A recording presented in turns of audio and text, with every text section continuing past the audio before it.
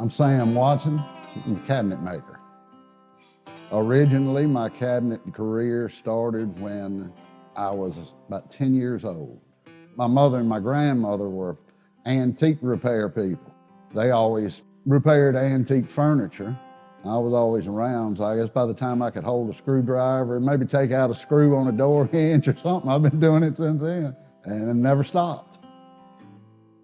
Computers got their time and place, but they don't know anything about wood grain and a bow in the wood or a knot in the wood. They're gonna cut it, nail it on, and ship it out.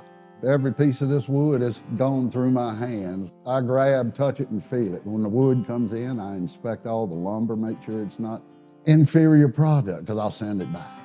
Quality, craftsmanship, and that's what Stricklin Porter does, so you'll have a nice set of cabinets gonna last you and your grandchildren.